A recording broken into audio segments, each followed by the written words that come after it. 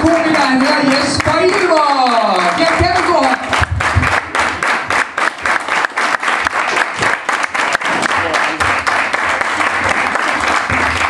Hej. Så, goddag. Det er 2 måneder siden, jeg optrådte sidst. Og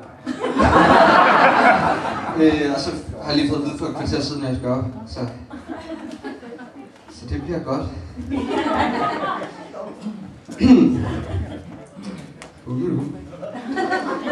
Meteorologerne sagde i nat, at det både bliver regnvejr og snevejr. Kæft noget sludder. Og så plejer jeg plejer at være rigtig nervøs, når jeg skal optræde. Så er det mine venner, der siger, at jeg bare skal forestille mig folk helt nøgne.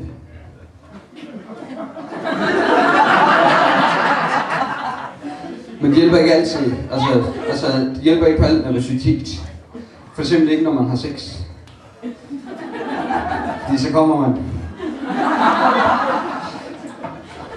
Og når man skal møde sine svigerforældre. Fordi så kommer man.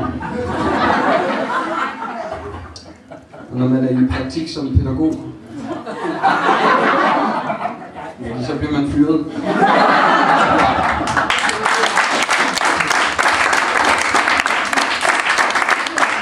Det er første gang, jeg er sådan rigtig på en bar i min egen hjemby og optræder, så det er sådan lidt rigtig mange, jeg kender. Eller ikke kender og har set før.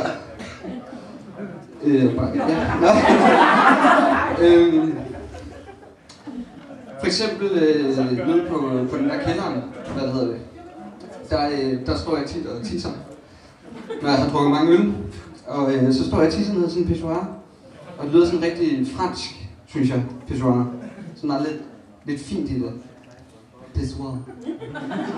Pissoir, madame. Pissoir.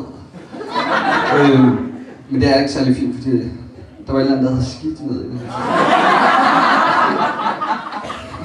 Og så sender jeg mig ind og siger, nej, så står jeg og tisser, og så lige så kommer der sådan en lidt skummel mand hen til mig og siger, jeg kan vist godt være her med den lille tissemand, jeg har.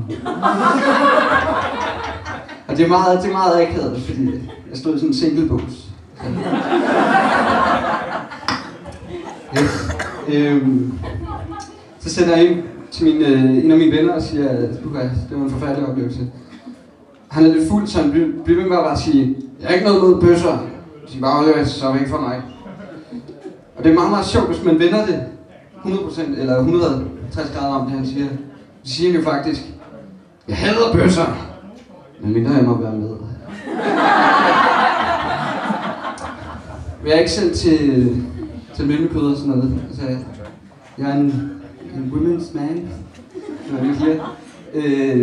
Men jeg forstår lidt, jeg har lige forstået de der koder, der er mellem mænd, når det er, de ser en lækker pige på gaden.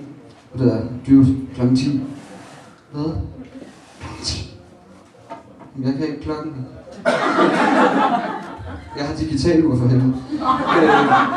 Og så er der også de andre, der så skåede jeg sådan en helt vildt lækker pige her i går.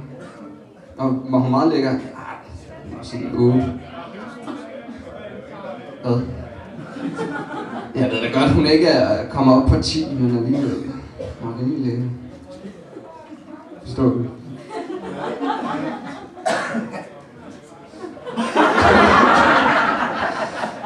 Ja. Meget hyggeligt. Hvor langt ser du gået nu? Må jeg godt gå af?